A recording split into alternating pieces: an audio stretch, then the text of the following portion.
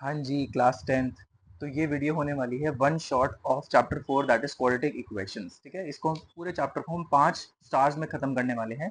So star number 1, क्या होता है standard format of a quadratic equation. पहली बात तो क्वाड्रेटिक इक्वेशन का मतलब ही होता है an equation with a variable with degree 2। Degree 2 का मतलब क्या है कि उसमें जो भी वेरिएबल होगा, एक्स होगा, वाई होगा, जेड होगा, उसकी उसकी हाईएस्ट पावर 2 होनी चाहिए। For example x square equals to 0, तो I can say that this is a quadratic equation, क्योंकि सारी कंडीशंस इसमें फुलफिल हो रही हैं। दैट इज इसमें जो वेरिएबल है उसकी हाईएस्ट पावर क्या है, 2। क्लियर है। उसके बाद स्टैंडर्ड फॉर्मेट का क्या मतलब है कि किसी भी क्वाड्रेटिक इक्वेशन को हम कैसे रिप्रेजेंट करते हैं। उसको रिप्रेजेंट करते हैं हम A X square plus B X plus C equals to 0। तो मान के चलते हैं कि हमारे पास है 7x plus 8x square plus 15 equals to 0। तो कहने के लिए यहाँ पे सारी टर्म्स ठीक लिखे हैं, बट इनका ऑर्डर गलत है। हम क्या करते हैं, हम हमेशा डिसेंडिंग ऑर्डर में लिखते हैं, यानी कि बड़ी पावर से छोटी पावर तक। तो ये बड़ी पावर इसको पहले लिखना चाहिए अकॉर्डिंग टू दिस। देखो कंपेयर करो, तो एक्स स्क्वायर ए की जगह 8 हो गया, प्लस बी एक्स यानी कि 7x प्लस सी यानी कि कांस्टेंट टर्म यानी कि 15 इक्वल्स टू 0। तो ये हमारा एक स्टैंडर्ड फॉर्मेट में लिखा गया क्वाड्रेटिक इक्वेशन होगा। चलो प्रैक्टिस करते हैं। फॉर एग्जांपल हमारे पास गिवन है 8x equals to x square plus 9। तो क्लियरली दिख रहा है कि यहाँ पर स्टैंडर्ड फॉर्मेट फॉलो नहीं कर रहा है। इसका मतलब क्या है, हमें या तो सारे टर्म्स लेफ्ट में ले जाने पड़ेंगे या तो सारे टर्म्स राइट में ले जाने पड़ेंगे। तो एक काम करते हैं, इनको यही रहने देते हैं और 8x को उधर से इधर लेकर आते हैं। तो आपके पास बन जाएगा x square as it is, 8x उधर आके माइनस हो गया और 9 एज इट इज रहा। अब इधर कुछ नहीं बचा, तो आई कैन से एक साइड जीरो है, तो मैं लेट सपोज करता हूँ R H S equals to 0। तो हमारे पास इक्वेशन बन गई x square minus 8x plus 9 equals to 0। ये हमारा स्टैंडर्ड फॉर्मेट है। Similarly if I have 7x plus x square equals to 10, again मैं 10 को इधर लेकर आऊंगा और एक्स स्क्वायर क्योंकि डिसेंडिंग ऑर्डर में लिखना पड़ता है तो उसको पहले होना पड़ेगा। तो एक्स स्क्वायर ये आया plus 7x as it is और उधर से आया माइनस 10 इक्वल्स टू 0। तो ये हमारा standard format of this. I hope ये आपको समझ में आ गया होगा। Now coming to star number 2, that is identify the values of A B and C. ये बहुत इंपॉर्टेंट होता है क्योंकि आगे आने वाले हर एक क्वेश्चन को डिपेंड करेगा कि आपने ए बी और सी की वैल्यू को पहचानना आना चाहिए। Okay, so if I have 8x square plus 7x plus 15, पहली बात तो ये हमारा स्टैंडर्ड फॉर्मेट में होना चाहिए। ठीक है, वो ऑलरेडी है। उसके बाद जो एक्स स्क्वायर का कोएफिशिएंट होता है उसको हम ए बोलते हैं। यहाँ पर उसका कोएफिशिएंट 8 है तो ए की वैल्यू 8 हो जाएगी। जो x का कोएफिशिएंट होता है, कोएफिशिएंट का मतलब है कि जो कांस्टेंट टर्म वेरिएबल के साथ में लगा हुआ होता है। तो यहाँ पर वेरिएबल ये है, इसके साथ में कांस्टेंट टर्म ये है, तो ये हो गया coefficient of x that is b। फिर जो कांस्टेंट टर्म होता है उसके साथ कोई भी वेरिएबल नहीं होना चाहिए। कई केसेस में आपके पास ऐसी भी आ सकता है 8x square plus 7x plus P plus Q plus R. तो ये कॉमन सेंस है कि हमारा वेरिएबल सिर्फ x चल रहा है क्योंकि उसी की डिग्री 2 है, तो ये सारे कॉन्स्टेंट्स की तरह ही ट्रीट करे जाएंगे। तो in this case I have a equals to 8, b equals to 7 and c this whole term. क्योंकि ये सारे के सारे हमारे कांस्टेंट है तो c हो जाएगा p plus Q plus R. Okay, so यहाँ पर 15 हो गया constant. Second, 7x square minus 9x plus 20 equals to 0। Again पहली बात तो ये स्टैंडर्ड फॉर्मेट में होनी चाहिए जो ऑलरेडी है। अब x स्क्वायर के बराबर में 7 है तो a 7, x के बराबर में माइनस 9 है, we always take the sign, तो b हो गया minus 9 and constant term that is without the variable that is 20, तो c की वैल्यू हो गई 20। Now comes the star number 3, find if an equation is quadratic और not. इसका मतलब क्या है कि हमको ये बताना है कि जो हमारे पास इक्वेशन दे रखी है क्या वो क्वाड्रेटिक इक्वेशन है या नहीं। इसका कॉन्सेप्ट सिंपल है कि आप लास्ट तक सॉल्व करो और आप देखो कि एक्स स्क्वायर रिटेन होना चाहिए, मतलब कि वो कटना नहीं चाहिए। फॉर एग्जाम्पल हमारे पास है एक्स प्लस टू का whole square equals to x square plus 2। अब आप देखकर ही, जैसे आपने स्टार्टिंग में भी पढ़ा होगा कि an equation with variable with degree 2, तो वो आपकी क्वाड्रेटिक मानी जाएगी। आप कहोगे हाँ यहाँ पर एक्स स्क्वायर है तो सही, बट हो सकता है कि सॉल्व करते करते वो कट हो जाए, है ना। तो आप इसको ओपन करोगे, A plus B whole square that is A square plus B square plus 2ab equals to x square plus 2। आप सारे नंबर लेफ्ट में लेकर आओगे, आप चेक करो x square and x square are getting cancelled. तो मैं यहीं पर कह सकता हूँ कि ये इक्वेशन क्वाड्रेटिक नहीं है क्योंकि एक्स स्क्वायर रिटेन नहीं हुआ, एक्स स्क्वायर से एक्स स्क्वायर क्या हो गया, कट हो गया। Now comes the star number 4 that is roots of a quadratic equation. यहाँ पर रूट्स का मतलब क्या है, सोल्यूशन। सोल्यूशन किसके, एक्स के। जैसे लेट सपोज आपके पास एक पॉलिनोमियल था, अभी क्लास 10th में आपके पास पॉलिनोमियल चैप्टर है ना, उसमें आपने x square plus 5x plus 6 आपने इसको सॉल्व करा। तो सॉल्व करने पर आपको जो जीरोज मिलते हैं, ठीक है, जीरोज हम बोलते हैं पॉलिनोमियल की लैंग्वेज में, बट जब वो इक्वेशन बन जाती है तो हम उसको बोलते हैं रूट्स। बेसिकली एक्स के जो आंसर आएंगे उसी को हम सोल्यूशन बोल सकते हैं या फिर उसको हम रूट्स बोल सकते हैं। यहाँ पर जो रियल रूट का मतलब है, इसका मतलब क्या है कि हमारे पास जो रूट बनेगा उसके अंदर कोई पॉजिटिव वैल्यू बनेगी, और यहाँ पर अनरियल का मतलब क्या है कि जो रूट हमारे पास बनेगा वो एक नेगेटिव वैल्यू बनेगी। क्लियर हो गया। तो इसको हम चेक कर सकते हैं डिस्क्रिमिनेंट से। डिस्क्रिमिनेंट एक ऐसा फॉर्मूला है जिससे आप बता सकते हो कि आपके रूट जो है वो रियल आने वाले हैं या फिर अनरियल आने वाले हैं। डिस्क्रिमिनेंट का फॉर्मूला होता है B square minus 4ac। I already told you कि बी, ए और सी क्या होते हैं। Again I am telling you कि A X square plus B X plus C equal to zero में हमारी एक स्टैंडर्ड फॉर्मेट होता है क्वाड्रेटिक इक्वेशन का। एक्स स्क्वायर के बराबर वाला ए होता है, एक्स के बराबर वाला बी होता है और बिना एक्स वाला या बिना वेरिएबल वाला सी होता है। तो यहाँ पर हम वैल्यूज लेके यहाँ पे पुट करेंगे। अब अगर डी की वैल्यू जीरो से बड़ी या उसके इक्वल आ रही है तो हम कह सकते हैं कि रूट्स आर रियल। इसका मतलब जो रूट है उसके अंदर पॉजिटिव वैल्यू आएगी। अगर डी जो है वो जीरो से छोटा आ रहा है इसका मतलब क्या है, अनरियल रूट्स हैं, यानी कि इस इक्वेशन को हमें सॉल्व नहीं करना होता। तो चलो डी निकालने की प्रैक्टिस करते हैं। फॉर्मूला तो ऊपर सीख लिया, वैल्यूज भी पता है कहां से आएंगी। So let's check if the real roots exist of this equation. Equation दे रखी है 8x square plus 7x plus 9 equals to 0। यहाँ पर मैं पहले क्लियर कर देता हूँ, a की वैल्यू 8 मानी जाएगी, b की वैल्यू 7 मानी जाएगी, c की वैल्यू 9 मानी जाएगी। सो हमें निकालना है d। फॉर्मूला है b स्क्वायर माइनस 4ac। अब b है 7 तो 7 का स्क्वायर माइनस 4 इंटू ए इंटू सी। ए है 8 और सी है 9, तो 7 का स्क्वायर 49 माइनस 4 इंटू 8 इंटू 9 288। इसको हम सॉल्व करेंगे तो हमारे पास आएगा माइनस का 239। क्लियरली हम देख सकते हैं कि डी जो है वो स्मॉलर देन जीरो है। इसका मतलब क्या है कि रूट्स डू नॉट एग्जिस्ट, या हम कह सकते हैं अनरियल रूट्स एग्जिस्ट। इस टॉपिक से रिलेटेड एक बहुत जरूरी कॉन्सेप्ट भी है कि अगर डी जीरो आ जाता है, लेट सपोज आपने सबको सॉल्व करा और आपका आंसर जीरो आ गया, तो क्या कहेंगे, देन हम कह सकते हैं कि real and equal roots exist, यानी कि जो भी दो आंसर आएंगे वो दोनों के दोनों बराबर होंगे। सपोज कि हमारे पास एक इक्वेशन है x square minus 4x plus 4 equals to 0। अब हम इसका डी चेक करते हैं, तो बी हो गया -4, यहाँ पर कर दिया -4 का स्क्वायर माइनस 4 इंटू ए इंटू सी। तो ए की वैल्यू जब एक्स स्क्वायर के बराबर में कुछ भी नहीं है तो हम मानते हैं यहाँ पर 1 है। सो 4 into A that is 1 into see that is 4। ठीक है, तो -4 का स्क्वायर करेंगे 16 आएगा, 4 4 जा भी 16 आएगा, बीच का साइन माइनस है, 16 माइनस 16 इक्वल्स टू 0। तो हम क्या कह सकते हैं कि जो भी ये इक्वेशन है, जो इसके दो आंसर आएंगे वो दोनों के दोनों आंसर रियल भी होंगे और वो इक्वल भी होंगे। तो इस टॉपिक से जुड़ा एक इंपॉर्टेंट क्वेश्चन है। जैसे मान के चलते हैं हमारे पास इक्वेशन है x square minus P x plus 4 equals to 0, और हमें बता रखा है कि इस जो इक्वेशन के रूट्स हैं वो रियल भी हैं और वो इक्वल भी हैं। मेन बात यही है कि अगर हमें बता दिया इक्वल है तो बहुत आसान हो गया पी की वैल्यू निकालना। तो हम कह सकते हैं if roots are equal then D should be equal to 0। अब डी का फॉर्मूला क्या होता है, बी स्क्वायर माइनस 4ac, और ये बराबर हो गया 0 के। अब बी क्या है यहाँ पर, माइनस का पी, तो माइनस पी का होल स्क्वायर माइनस 4 इंटू ए। यहाँ पर अगेन एक्स स्क्वायर के बराबर में कुछ भी नहीं है तो आंसर 1 मानेंगे हम। तो 4 इंटू ए इंटू सी, सी यानी कि 4 इक्वल्स टू 0। अब पी स्क्वायर माइनस पी का स्क्वायर करेंगे तो पी स्क्वायर आएगा minus minus 4 into 4 that is 16, उधर जाएगा तो पॉजिटिव 16 हो जाएगा। तो पी की वैल्यू क्या आएगी, under root of 16 that is plus minus 4। जब भी हम किसी रूट को ओपन करते हैं तो हमारा आंसर प्लस माइनस में आता है, तो P equals to plus minus 4। अब as stated in the question हम या तो पॉजिटिव वैल्यू ले लेंगे या तो हम नेगेटिव वैल्यू ले लेंगे, बट हम यही मानेंगे कि पी जो है वो 4 भी हो सकता है और वो -4 भी हो सकता है।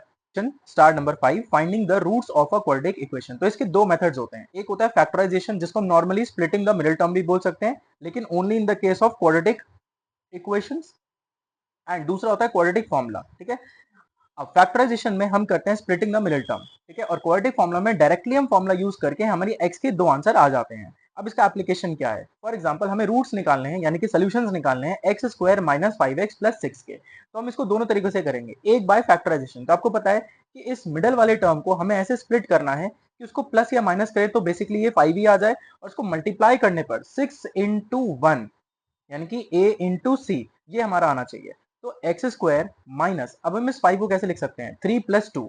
आप देखोगे 3 प्लस 2 करेंगे तो 5 आ जाएगा, और 3 इंटू 2 करेंगे तो पॉजिटिव 6 ही मिलना चाहिए। कई बच्चे ये भी सोच सकते हैं कि सर हम 6 और 1 क्यों नहीं ले सकते, क्योंकि 6 माइनस 1 भी हमें 5 देता है और 6 इंटू 1 भी हमें 6 देता है। बट देखो 6 इंटू -1 करेंगे तो -6 आएगा, और यहाँ पर हमें पॉजिटिव 6 चाहिए, इसलिए हम 6 और 1 नहीं ले सकते। So x square minus bracket में 3 प्लस 2x बाहर plus 6 equals to 0। Now bracket open करेंगे तो x square minus 3x minus plus minus 2x plus 6 equals to 0।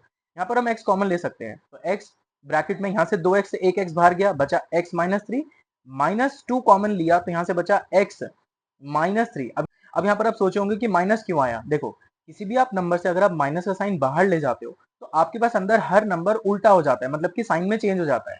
अगर पॉजिटिव से माइनस साइन बाहर जा चुका है तो ये उल्टा हो जाएगा, दैट मींस प्लस का माइनस बचेगा इक्वल्स टू 0। अब ये दोनों ब्रैकेट सेम हो गए, एक ब्रैकेट ये बन सकता है x माइनस 2, एक ब्रैकेट ये बन सकता है। अब हम बोलेंगे इधर x माइनस 2 इक्वल्स टू 0, सो 2 उधर चला जाएगा x इक्वल्स टू 2, और x माइनस 3 इक्वल्स टू 0, तो 3 उधर चला जाएगा x इक्वल्स टू 3।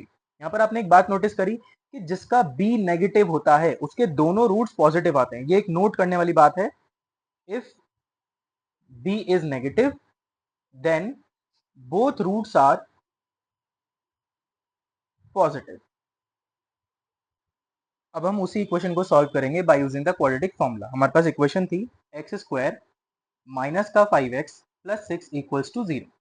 ठीक है, अब हमारे पास अगेन a की वैल्यू है 1, b की वैल्यू है -5 एंड c की वैल्यू है 6। ठीक है, अब क्वाड्रेटिक फॉर्मूला होता है माइनस का b, यानी कि जो भी b है, ये भी बात ध्यान रखनी है कि अगर b के अंदर खुद माइनस का साइन है तो माइनस माइनस पुट करेंगे। ठीक है ना, ये माइनस फॉर्मूला का है, तो minus b plus minus under root of b square minus 4ac। आप नोटिस करोगे ये कुछ नहीं बल्कि d ही है ना। हमारे पास d का फॉर्मूला होता था b स्क्वायर माइनस 4ac, तो यहाँ पर अगेन हम यहाँ पर d ही पुट करते हैं। By using quadratic formula x equals to minus B plus minus under root of B square minus 4ac whole upon में 2a।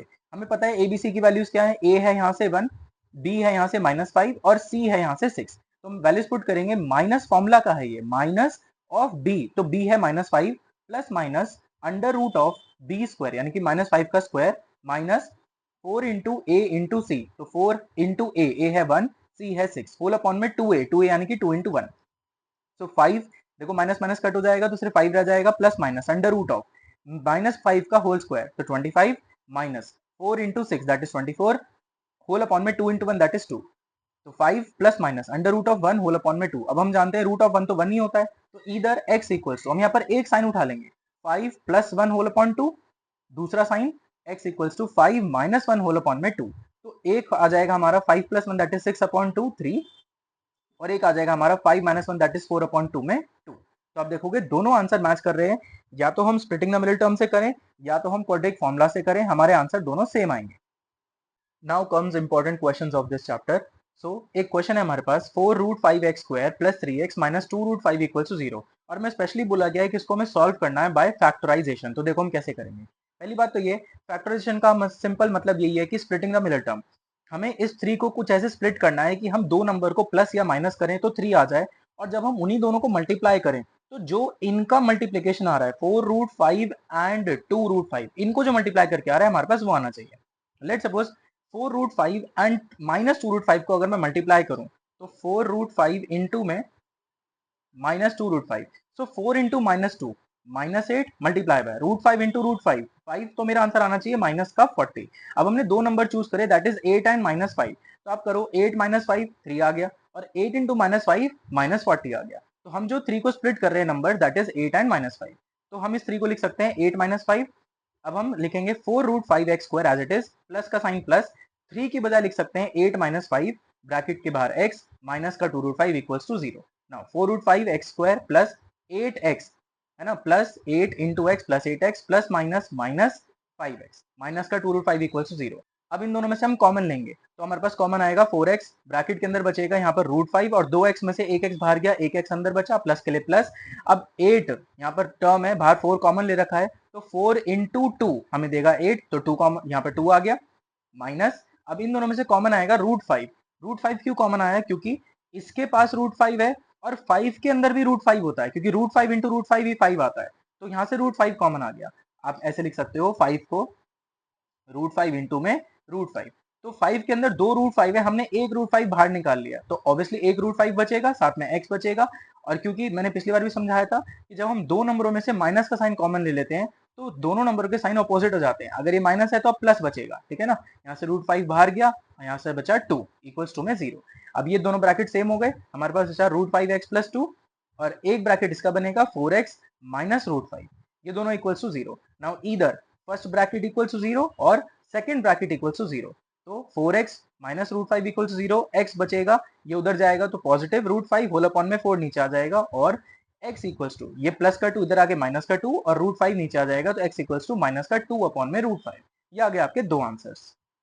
So let's complete this video with a final question. अब हमारे पास question है, roots of a minus B x square plus b minus C x plus c minus a equals to 0 are equal, prove that 2a equals to b plus c। मतलब हमें ये prove करना है कि अगर ये हमारे पास इक्वेशन है और इस इक्वेशन के रूट्स दोनों बराबर हैं तो हमें ये एक्सप्रेशन को सेटिस्फाई करना है। इसका मतलब देखो, अगर रूट्स बराबर हैं तो हम ये तो बात कह सकते हैं d equals to 0। Now we have b square minus 4ac equals to 0. So b minus c, आप देखो कि a की वैल्यू हो जाएगी a माइनस बी, क्योंकि x स्क्वायर के बराबर में पूरा टर्म है, b की वैल्यू हो जाएगी b माइनस सी, क्योंकि x के बराबर में पूरा ये टर्म है, और c हो जाएगा c माइनस ए। तो अगर d 0 है तो d का फॉर्मूला क्या होता है? d का फॉर्मूला होता है b स्क्वायर माइनस 4ac, और जो कि बराबर 0 होगा क्योंकि रूट्स आर इक्वल, जो हमें क्वेश्चन में गिवन है। तो b है हमारे पास b माइनस सी, इस बात का whole square minus 4 into A था हमारे पास a minus B into C था हमारा c minus A equals to 0। अब हम यहाँ ब्रैकेट ओपन करेंगे यूजिंग a माइनस बी का whole square. So b square यानी कि a का स्क्वायर प्लस c स्क्वायर यानी कि जो सेकंड टर्म है उसका स्क्वायर माइनस 2ab यानी कि 2bc माइनस 4। अब पहले हम इसको अंदर सॉल्व कर लेते हैं। तो a इंटू सी ए सी आएगा, a इंटू ए माइनस का a स्क्वायर आएगा, माइनस बी इंटू सी माइनस बी सी आएगा, और माइनस बी इंटू माइनस ए प्लस का ए भी आएगा। अब हम 4 के साथ सबको ओपन कर देंगे, ये एज इट इज रहेगा, minus 4ac minus minus plus 4a square minus minus plus 4bc and minus plus minus 4ab equals to 0। कि बी स्क्वायर सी स्क्वायर और 4a स्क्वायर इसको हम शुरुआत में लिख देंगे minus 4ac minus 2bc and minus 4ab, इनको हम यहाँ पर लिख देंगे इक्वल टू 0। अब हमने नोटिस करा कि हम इसको रिड्यूस करके लिख सकते हैं, 4a स्क्वायर को हम लिख सकते हैं माइनस 2a का होल स्क्वायर, ये माइनस क्यों आया अभी आप नोटिस करोगे। b स्क्वायर को हम लिख सकते हैं b स्क्वायर मतलब b का होल स्क्वायर, c स्क्वायर को हम लिख सकते हैं c का होल स्क्वायर। अब आप देखो ये जो माइनस 4ab है और ये माइनस 4ac है, ये a जहां पर बैठा हुआ है वहीं पर माइनस आया ना भाई। अगर b और c भी माइनस वाले होते तो यहाँ पर माइनस बन जाता। तो a और a जहां पर भी आया है वहां पर माइनस आया, इसका मतलब है कि a वाला टर्म हमारा नेगेटिव है। तो हम लिख सकते हैं इसको प्लस 2ab। आपको याद होगा एक आइडेंटिटी होती थी हमारे पास a square plus B square plus C square plus 2ab plus 2bc plus 2ac, जिसको हम लिख सकते थे a plus B plus C का होल स्क्वायर। तो हम इसको उसी में रिड्यूस कर रहे हैं। तो 2 ये वाला 2 आ गया, a की जगह आ गया माइनस 2a और b की जगह आ गया b की वैल्यू प्लस 2bc, b और c एज इट इज है, प्लस 2ac। अब देखो a जहां पर आया फिर वहां पर नेगेटिव आ गया, आप इसको ओपन करके देखो आपके पास यही आ जाएगा इक्वल टू 0। तो इस पूरे टर्म को हम यहाँ से रिलेट करें तो हम लिख सकते हैं a plus B plus C का whole square, that is a हमारे पास है माइनस 2a, b हमारे पास है b और c हमारे पास है c, इस बात का होल स्क्वायर इक्वल टू 0। अब हम स्क्वायर रूट बोथ साइड करेंगे तो हमारे पास इधर स्क्वायर इधर आके रूट बन जाएगा, 0 का रूट 0 ही होता है, minus 2a plus B plus c रह जाएगा। इस 2a को हम उधर भेज सकते हैं, हमारे पास बचेगा b plus C equals to 2a, और जो हमें क्वेश्चन में प्रूव करना था 2a equals to b plus C.